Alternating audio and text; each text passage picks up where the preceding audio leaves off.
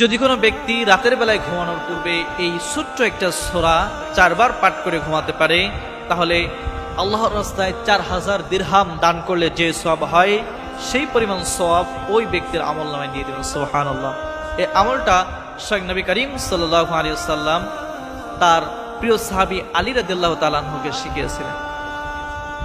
একদিন নবী করিম সাল্লাল্লাহু আলাইহি ওয়াসাল্লাম তিনি মসজিদে নববীর ভিতরে বসা ফজরের সালাত আদায় করার পরে বলতেছেন, আলী, তুমি কি রাতের বেলায় তুমি কি প্রত্যেকটা দিন 4000 দিরহামের সওয়াব নিতে চাও? তুমি কি প্রত্যেকটা দিন 4000 দিরহাম আল্লাহর রাস্তায় দান করার সওয়াব নিতে চাও?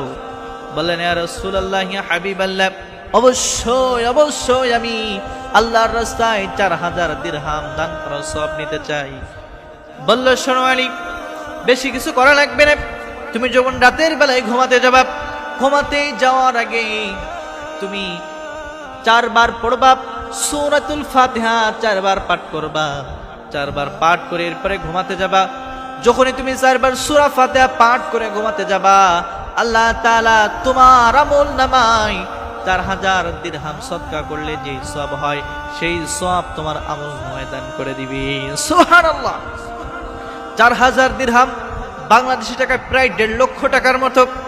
একটু চিন্তা করে দেখেন, আপনি কি 1.5 লক্ষ টাকা প্রত্যেকটা দিন মানুষের কাছে দান করতে পারবেন নাকি? আপনার আমার মতো মানুষ কিন্তু 1.5 লক্ষ টাকা প্রত্যেক দিন দান করতে পারবে না।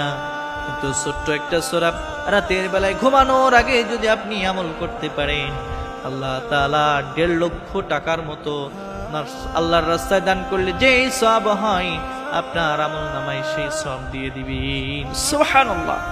তাহলে প্রিয় ভাই এবং বোনেরা আমার, আপনারা ছোট্ট একটা সূরা আমল করতে পারবেন না ইনশাআল্লাহ? আপনারা রাতের বেলায় ঘুমানোর আগে এই ছোট্ট একটা সূরা 4 বার পাঠ করে ঘুমাবেন। এত ফজিলত, ছোট্ট সূরা। আল্লাহ তাআলা আমাদের প্রত্যেককে তৌফিক দান করুন। আমিন।